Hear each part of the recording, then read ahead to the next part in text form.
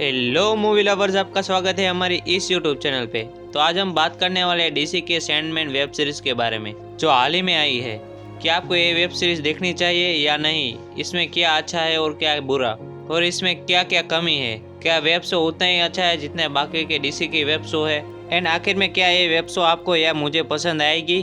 तो आपका ज़्यादा टाइम ना लेते हुए वीडियो स्टार्ट करते हैं छोटे से इंट्रो के साथ।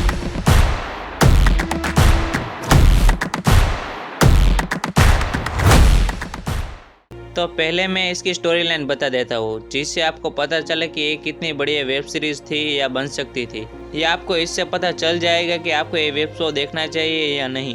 तो स्टोरी लाइन चालू होती है ड्रीम के किंग से, जो एक अनंत जीवी है। ड्रीम एक दिन सपनों की दुनिया से बाहर आके जीवंत संसार में एक कोरिंथियन नाम के बंदे को पकड़ने के लिए बाहर आता है। ड्रीम ने कोरिंथियन को अपने हाथों से बनाया होता है बुरे सपनों के लिए, लेकिन कोरिंथियन को पकड़ने से पहले कुछ नासमझ लोग जादू टोना और मंत्र से डेथ को बुलाते हैं, लेकिन डेथ के बजाय ड्रीम आ जाता है और वो नासमझ लोग ड्रीम को एक मंत्र से बांधे हुए सर्कल में ड्रीम को कैद कर देते हैं। ड्रीम के पास उसकी शक्तियाँ छीन ली जाती है। ड्रीम के यंत्र भी वो लोग चुरा लेते हैं जिससे ड्रीम को शक्तियाँ मिलती थी।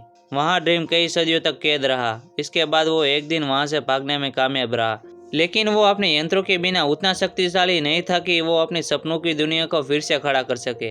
और वो जब तक कैद में था तब तक कोई भी लोग सो नहीं पाते थे। कई लोग सोने के बाद उठ नहीं पाए, कई सारे नींद की बीमारियां फैली।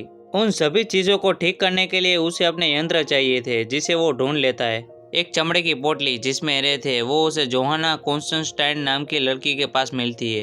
ये चीज ड्रीम को आसानी से मिल गई। दूसरी चीज उसका हेलमेट जो उसे एक दानव के पास जाके मिला, जिसमें ड्रीम को हेल जाना पड़ा और लूसीफर मॉर्निंग स्टार के साथ कंपटीशन करना पड़ा, जिसमें अपना ड्रीम भैया जीत गया। और तीसरी चीज ने ड्रीम भैया को बहुत पिटवाया है। और तीसरी चीज रूबी को पाते हुए वो मर भी गए थे, लेकिन उसकी बदौलत उनको अपनी शक्तियों का एहसास हुआ कि मेरी शक्ति मुझ में है, इन सभी चीजों में नहीं।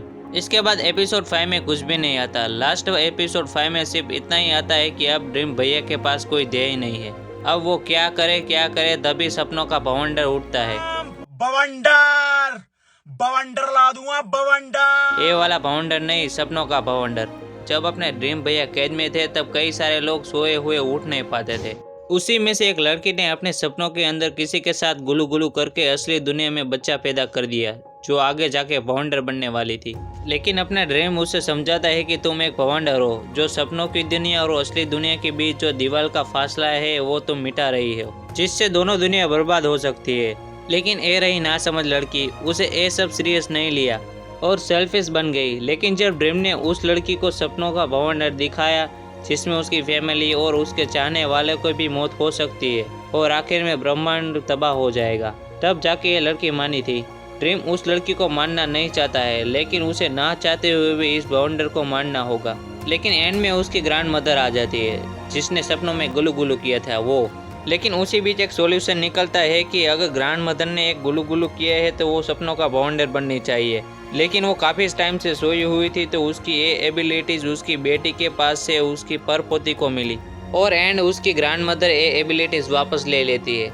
लेकिन एक मिनट, वो मरने से पहले ड्रीम को एक बात बताती है कि किसके साथ उसने गुलू गुलू किया था। तब एक राज की बात खुलती है। ये जो वेब शो स्टार्ट से एंड तक जो षड्यंत्र था और कोई नहीं, उसका भाई डिजायर रच रहा था। उसका भाई था जो ड्रीम की दुनिया को मिटाना चाहता था, लेकिन ड्रीम उसे वार्निंग देकर छोड़ देता है और वो अपनी सपनों की दुनिया को और ज़्यादा अच्छा और बेहतर बनाने में लग जाता है। अगर मेरी मानो तो ये वेब सीरीज इतनी भी अच्छी भी नहीं है और इतनी बुरी भी नहीं है। अगर आप मेरी मानो तो आपके पास फ्री का टाइम है और आप किसी भी तरह का कंटेंट देख सकते हो, तो आपको ये वेब सीरीज इतनी बुरी नहीं लगेगी। इसको आप एक बार तो देख ही सकते हैं। अगर आप इस सीरीज़ को डीसी के बाकी शो की तरह एक्सपेक्टेशन लगाए हुए हैं तो आपको ये निराश कर देगी, क्योंकि डीसी के बाकी शो एक मास्टरपीस है, मार्वल की तरह नहीं। अगर आप मूवी देखना चाहते हो तो पहले आप Disney plus Marvel web show देखो, इसके बाद मूवी देखो। तो द सैंडमैन में क्या अच्छा था और क्या बुरा था? तो इसमें पहले तो बैकग्राउंड म्यूजिक और स्टार्टिंग के 3 एपिसोड इतने अच्छे थे कि मुझे सिर्फ एक ही एपिसोड देखना था, लेकिन मैंने 5 एपिसोड एक ही साथ देख लिए। द सैंडमैन की स्टोरी लाइन बहुत ज़्यादा बुरी भी नहीं है, लेकिन अगर 90s वाली थीम को कंटिन्यू रखते तो वो और ज़्यादा अच्छी बन सकती थी। हाँ, बीच बीच में कई जगह पे एपिसोड बहुत खींचा गया है, कई बेकार सीन्स है, जिसमें एपिसोड 5 तो इतना ज़्यादा बेकार है कि मुझे इसे स्किप करना पड़ा था। तो आपको मेरी राय जानना है कि ये शो देखना चाहिए या नहीं, तो मेरी मानो तो इसके बजाय इसका एक्सप्लेनेशन वीडियो देख लो, आपकी ज़िंदगी के कुछ घंटे बच जाएंगे।